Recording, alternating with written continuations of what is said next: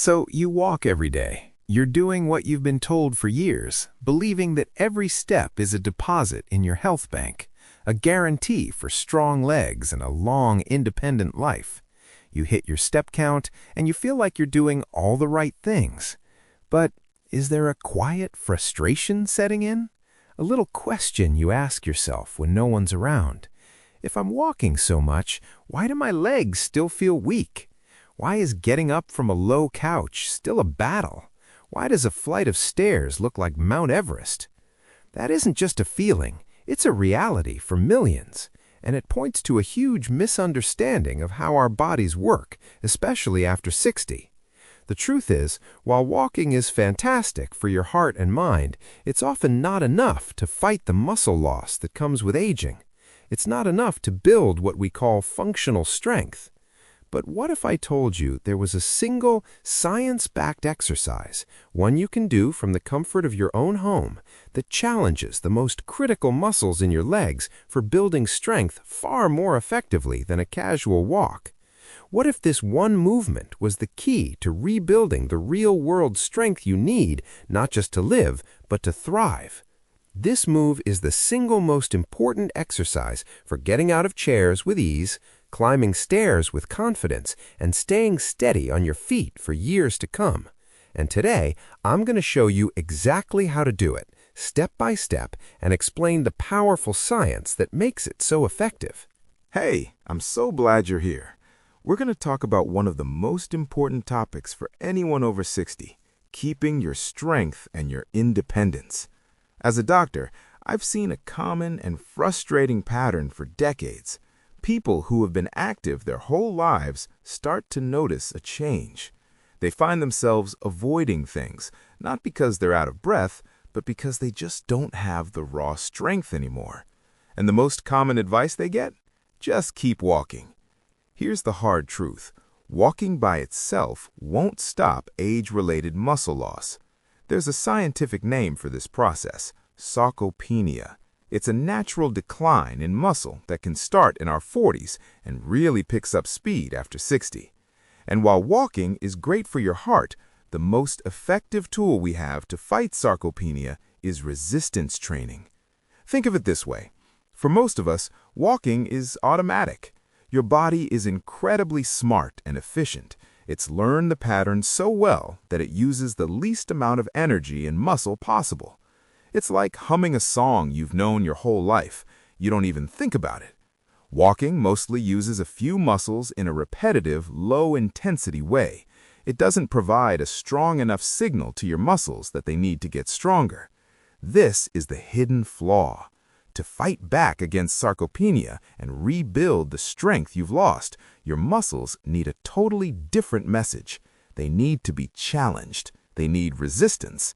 It's the difference between humming that old tune and actually learning to play a new instrument. Learning an instrument forces your brain and muscles to work together in a new, focused way. It builds new connections and new skills. A targeted resistance exercise does the exact same thing for your lower body. It wakes up dormant muscle fibers and tells them to get to work, building strength in a way a simple walk just can't. The result isn't just stronger muscles, but a stronger, more capable you. Section 2. The Science of True Functional Strength. So what is this functional strength I keep talking about? It's not about lifting massive weights at the gym. It's the strength you need to live your daily life safely and easily. It's the power to pop up out of a low, soft armchair without pushing off with your hands. It's the stability to step off a curb without that little jolt of panic. It's the endurance to climb a flight of stairs without feeling shaky. These are the movements that define our independence. And what do they all have in common? They all demand a coordinated, powerful burst of effort from several muscle groups working as a team. This is where the science is really cool. An action like standing up from a chair isn't just a leg exercise. It's a complex event involving your ankles, knees, and hips. For this to work well, 3 muscle groups are absolutely essential. First, your quadriceps, the big muscles on the front of your thighs. They're vital for knee stability and power when you walk or climb stairs. In fact, studies show that quadriceps strength is directly linked to longevity in older adults. Second, and this one is the powerhouse, your gluteal muscles, or glutes, specifically the gluteus maximus, the largest muscle in your entire body. Strong glutes power hip extension, which is the movement of pushing your hips forward to stand up. Weak glutes are a primary cause of falls, not to mention a common source of low back and knee pain. Third, your calf muscles, which give you stability and balance at the ankle. Walking uses these muscles, but it doesn't challenge them to work together with high effort. The exercise we're about to cover does exactly that. Research shows that exercises like chair squats force your muscles to work intensely through the entire movement. They have to work hard on the way down, and then they have to fire up and work hard again on the way up. This controlled effort in both directions is the secret sauce. It forces your nervous system to recruit your glutes, quads, and calves all at once, which is why it rebuilds strength so much more effectively than the passive motion of walking. In short, walking keeps you moving, but this single chair exercise retrains your body to be strong and powerful in the exact ways you need for daily life. Section 3. The big reveal. The sit to stand. The ultimate independence exercise. Okay, so what is this game-changing exercise? It's not some fancy, complicated move you need a manual for. In fact, it's something you already do dozens of times every single day. We call it the sit-to-stand exercise, or simply the chair squat. This movement is, hands down, the single most important functional exercise for anyone over 60. Why? Because it directly copies and strengthens the exact motion you need to get off the toilet, get up from the dinner table, and get in and out of a car. Your ability to do this one move with ease is a direct measure of your lower body strength and a powerful predictor of your independence. The sit-to-stand is the antidote to that feeling of weakness you get, even with your daily walks. It specifically targets your powerful glutes, your stabilizing quads, and your supportive core muscles all in one smooth motion. It doesn't just make you stronger in theory, it makes you better at living. Research has confirmed that a program of repeated sit-to-stand exercises is highly effective at increasing leg strength even in physically frail elders. But before we jump in, a quick but critical word on safety. Our number one priority is to do this correctly to get all the benefits without any of the risks. You are in complete control here, so it's essential to listen to your body. Section 4. The Step-by-Step Masterclass. Performing the perfect sit-to-stand. All right, let's get into the nitty-gritty. We're going to break down every part of the sit-to-stand so you can do it with perfect form and total confidence. Part A. The setup, your foundation for safety. First things first, choose the right chair. This is non-negotiable. It must be sturdy and stable. That means no wheels, no swiveling. A firm dining chair is perfect. A soft, low sofa is not. For extra security, place the chair against a wall or on a non-slip rug to make sure it can't slide. Next, your shoes. Please don't do this in slippers or socks. Wear a pair of supportive, flat-soled shoes, like sneakers. That solid connection to the ground is the foundation for the whole movement. Part B, the beginner's modification, starting where you are. If you're new to exercise, feel a bit wobbly, or have balance concerns, we'll start with a modification. Remember, the goal is progress, not perfection on day one. You can use a chair with armrests. The movement is the same, but you'll let your hands assist you. The key word is assist, not propel. Your legs should still be doing most of the work. Another great trick is to place a firm cushion or a couple of folded blankets on the chair. This raises the seat height, making the move less demanding and allowing you to build strength with confidence. Part C, the full sit-to-stand, the master movement. Ready for the full movement? We'll break it down into 4 phases. Phase 1, the starting position. Scoot forward to sit on the front half of the chair. Your feet should be flat on the floor, about shoulder width apart. Your knees should be bent at about 90 degrees, stacked right over your ankles. Sit up tall, back straight, shoulders relaxed. Now, cross your arms over your chest. This is crucial. It stops you from cheating with your arms and makes your legs do the work. Phase 2, the hinge and lean. This is the most important part, and it's what most people miss. Before you stand, you have to shift your weight forward. Hinge at your hips, keeping your back straight as a board. Think about bringing your nose over your toes. Look forward, not down. This forward lean isn't cheating, it's physics. It moves your center of gravity over your feet, which is the only way to stand safely and efficiently. Phase 3, the ascent, the power phase. Now for the magic. Once you're leaning forward, think about one thing. Push the floor away from you. Drive down through your heels. As you do, squeeze your glutes, your butt muscles, and drive your hips forward to come to a full, tall standing position. That push through the heels is what lights up the entire muscle chain. Calves, hamstrings, quads, and especially those all-important glutes. Phase 4, the descent, the control phase. You did the hard part, but don't blow it now. Whatever you do, don't just flop back into the chair. The lowering part is just as important for building strength. To start, push your hips back first, like you're reaching for the chair with your butt. Keep your chest up and back straight. Lower yourself slowly and with total control.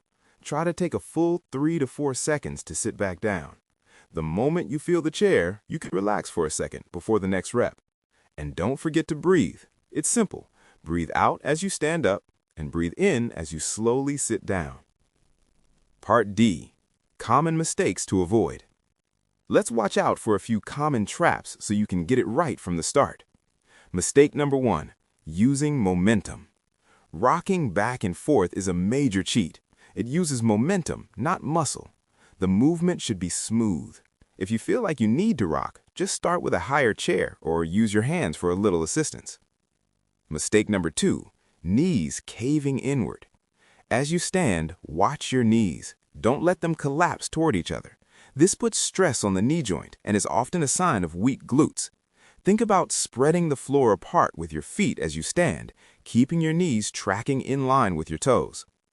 Mistake number 3, rounding your back. Keep that spine long and your chest proud. Looking down at the floor will make your back round, which is bad for your spine and turns off your core muscles. Find a spot on the wall in front of you and keep your eyes on it. By focusing on these details, you turn a simple action into a true powerhouse exercise. Okay, you know the move. Now let's build a plan that works for you. Consistency is way more important than intensity, especially at the beginning. Frequency, how often? Your muscles need time to recover. For that reason, I recommend doing this exercise 3 to 4 times per week on non-consecutive days. Think Monday, Wednesday, Friday. This gives your body a day of rest in between to adapt and get stronger. Repetitions and sets, how many? This is where you have to listen to your body. Quality over quantity is our mantra. When you first start, just see how many perfect reps you can do before you feel fatigued or your form gets sloppy. For many, that might just be 5 to 8 reps. That is a fantastic start. Rest for 60 to 90 seconds, then try for a second set. Your initial goal is to build up to 2 or 3 sets of 10 to 15 reps. As a benchmark, some studies on functional strength note that being able to perform around 12 to 15 reps for women or 14 to 19 for men in 30 seconds shows excellent strength. But don't worry about speed. Focus on perfect, controlled form. Progression, how to keep getting stronger. Your body adapts. Once 2 sets of 10 starts to feel easy, it's time to level up. Here's how. More reps or sets. The easiest way is to simply add a few more reps or a third set. Slow down the descent. This is a killer. Try to take a full 5 or 6 seconds to lower yourself back into the chair. This control is a massive strength builder. Use a lower chair. If you started with cushions, take one out. The lower you go, the harder it is. Pause at the bottom. Before standing, hover an inch above the chair for 2 seconds. This kills all momentum and forces a pure muscle contraction. Add light resistance, advanced. Once you've completely mastered the bodyweight version, you can hold a light weight, like a small dumbbell or even a jug of water, against your chest.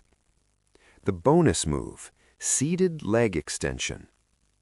While the sit to stand is our main event, here's a great complementary move for knee health, the seated leg extension. It specifically targets the quad muscles that stabilize your knee joint. Here's how. Sit tall on the edge of your sturdy chair. Slowly extend one leg out until it's as straight as you can get it. Squeeze the big muscle on the front of your thigh and hold for 3 seconds. Then, with equal control, slowly lower it back down. Do 10 to 15 reps on one leg, then switch. You can do these on your sit-to-stand days or even on your off days. We've covered a lot, but the core message is simple and powerful. That feeling of weakening legs, of losing confidence in your own body, that's not something you just have to accept. It's a problem with a clear and effective solution. This one simple movement, the sit-to-stand, will do more to rebuild real-world strength in your lower body than countless hours of casual walking. It strengthens the exact muscles you need to stand with power, walk with stability, and climb with confidence. It is your key to preserving your mobility and, most importantly, your independence. Your journey to regaining strength starts right now with one sturdy chair and a commitment to yourself. Now, I want to hear from you. Your journey inspires others. Please drop a comment below and tell me, will you be trying the sit-to-stand today? Let me know how many reps you're starting with. If you found this guidance helpful and you appreciate a calm, science-backed approach to health, I'd love it if you'd subscribe to the channel. We're dedicated to bringing you more simple, powerful information to help you feel strong, steady, and vibrant at any age. Remember, the first rep is the most important one. Be patient with your body, be proud of your effort, and celebrate this powerful step you're taking. Thank you for your time. Be well.